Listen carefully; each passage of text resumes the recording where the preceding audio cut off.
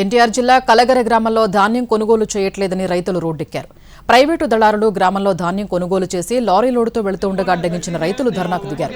1800 ఎకరాల్లో వరి పంట పండిస్తే ధాన్యం కొనడానికి ఎవరూ రావటం లేదని రైతులు మండిపడ్డారు. అధికారులు వచ్చే వరకు రోడ్డు మీదే కూర్చుంటామని ఆగ్రహం వ్యక్తం చేశారు. రైతు భరోసా కేంద్రం వద్ద కొంతమంది కోసమే ఇప్పుడు నో కాస్ట్ కాఫ్ సిరప్ తో 60 రూపాయల విలువ గల ఇన్హేలర్ పూర్తిగా ఉచితం. దెబ్బకి దగ్గు జలుబు మాయం.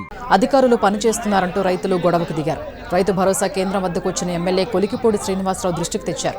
కొంతమంది టీడీపీ నేతలు చెప్పిన వారికి మాత్రమే సంచలిస్తున్నారని ఎమ్మెల్యేకు మొరపెట్టుకున్నారు రైతులు. దళారులకు అధికారులు సిబ్బంది సపోర్ట్ చేయడం సరికాదని ఎమ్మెల్యే హెచ్చరించారు.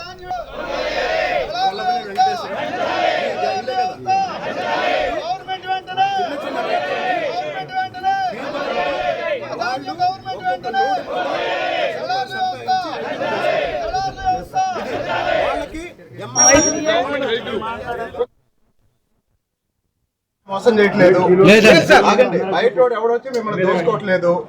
మీ ఊరోడే మీ భాస్కర్ రావే కరిమళ్ళ భాస్కర్ రావు ఆ గ్యాంగ్ నలుగురు ఎవరైతే ఉన్నారో వల్లభనేని వెంకటేశ్వరరావు ఈ గ్యాంగ్ ఇల్లే కదా, వీళ్ళు చిన్న చిన్న రైతుల్ని పీకు తింటూ వాళ్ళు ఒక్కొక్క లోడ్ మీద ₹1,00,000 సంపాదించి రైతులను దోసుకుంటున్నారు. ఇది వాళ్ళకి ఎంఆర్ఓ వాళ్ళ తొత్తులాగా పనిచేస్తుంది. పోలీసులు వాళ్ళు చెప్పినట్టు వింటున్నారు. వీళ్ళంతా కూడా వాళ్ళు చెప్పినట్టు వింటున్నారు. ఇప్పటిదాకా జరుగుతుంది. ఇది రైతుల కష్టాన్ని రైతుల శ్రమని దోసుకొని వాళ్ళు మా పార్టీ పేరు చెప్పుకొని ఒక్కటి గుర్తుపెట్టుకోండి. వాళ్ళకి ఒక్క నిమిషం ఆగండి. వాళ్ళకి మా పార్టీకి ఎలాంటి సంబంధం లేదు. రైతులందరికీ నేను క్షమాపణ చెప్తున్నాను.